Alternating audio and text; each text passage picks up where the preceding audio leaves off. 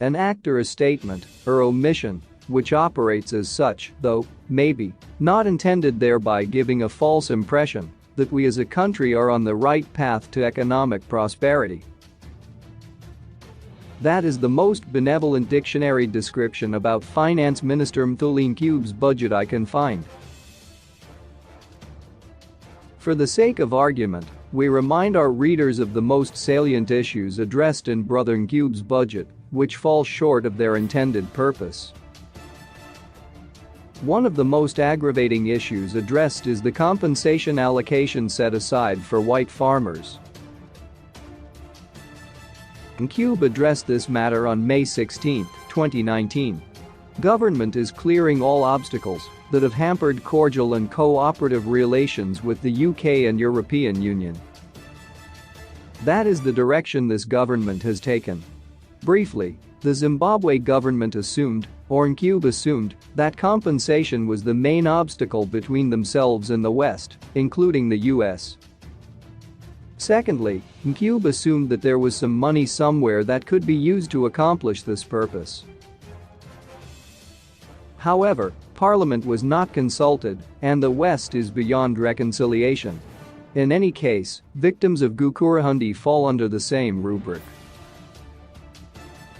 Ncube is reported to have set aside US $53 million in 2018 for the purpose, December 6, 2018, but by July 2021 he was forced to defer the exercise due to COVID-19.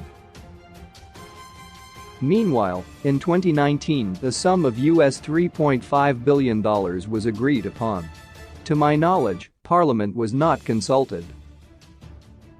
Anyway, by June 20, 2021, Ncube confessed that it has taken longer than expected to appoint financial advisors for this issue. The Herald, June 20, 2021, reported that 93 farmers had been compensated. The veracity of this statement by the Herald is not certified.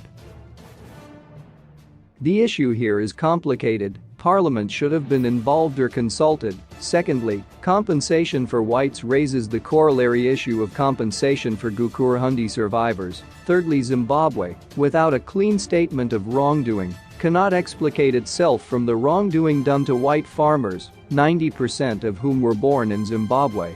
Lastly, Ncube, September 6, 2021, now finds himself in New York and later in Dubai, trying to raise money through bonds for this cause.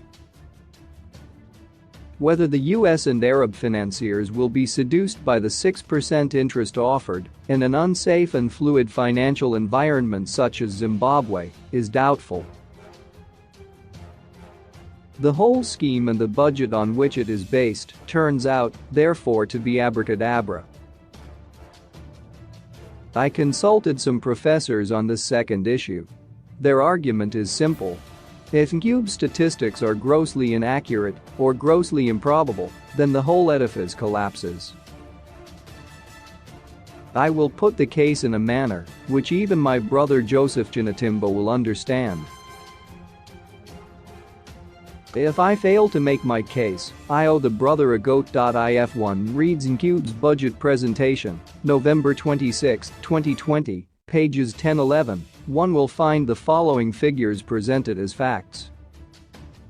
Inflation, Ncube told Parliament, estimated at 376%, would fall by 127 points to 249% end of that year. The value of the Zimbabwe dollar at that time was US $1 to ZW81. As we speak, the Zimbabwe dollar is now worth 1 cent US. If Ncube doubles the number of dollars he wants to spend next year, surely in reality, he is only catching up with inflation by the amount of devaluation. Surely, Brother Chinatimba can understand that. Inflation is the key to understanding the fraudulent nature of Zimbabwe's financial shenanigans. Here is another example. Before November 7, 2017, an average teacher earned US $540 per month. Today, Ncube says he has increased their salaries to a basic $17,000 per month. Economics 101. Which teacher earned more than the other? 10 points. Here we must give Brother Ncube some credit. One reason for the inflation has been the auction system. As usual, government tried an overreach. The auction system itself is fraudulent, part of an abracadabra. A parent with a student's son in South Africa cannot buy Zuid-Afrika rand. That parent, therefore, must satisfy his needs on the parallel market. Secondly, let us say Sunlight Company has bought US $1 million from the Reserve Bank. It takes 15 weeks to receive the check. Please, Lord Almighty, give us patience. 15 weeks is almost 4 months. Do I need further explanation that Sunlight Company would be better off buying the money it needs on the black market? Do I need to explain that I was in Bulawayo and had US $100 and I could not change that money in a registered bank? The bus owner kindly showed me Zimbabwe English Bakamana who were trading right beside Sun Hotel at Shell Station. Lastly, for lack of space, Ncube's figures are a complete fraud. He has set aside some $2. 3 billion for the rehabilitation of the railways, Zisco, Air Zimbabwe, Zupco and parastatals. Firstly, one must understand why Air Zimbabwe and Zisco collapsed before putting any money there. I was at Victoria Falls when an intelligence agent, presumably a Mugabe stalwart, ordered passengers to deplane.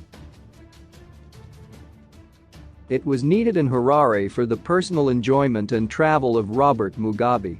My American guests asked me, "Who the hell is M. Mugabe, sick?"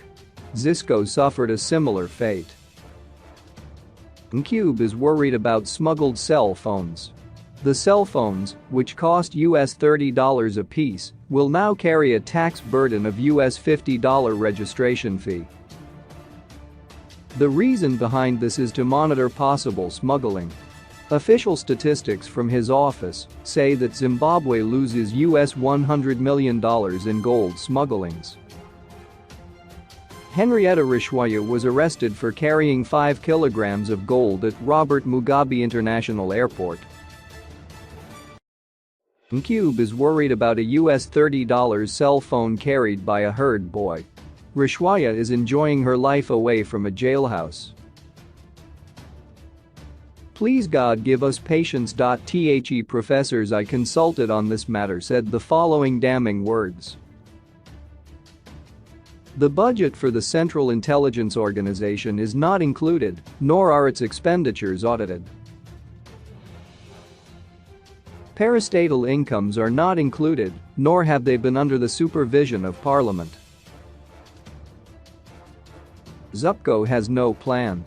David Crittenden, a former United Bus Company manager, talking to brother Trevor Ncube, confessed that there was no discernible plan for Zimbabwe's transport. Zupco is everything to anybody. There are rural bus routes not covered Zupco as well as urban lines. There are no timetables. Brother Chinatimba can go out on 4th Street and Robert Mugabe Road and see for himself the plight of passengers who have been there 3 hours.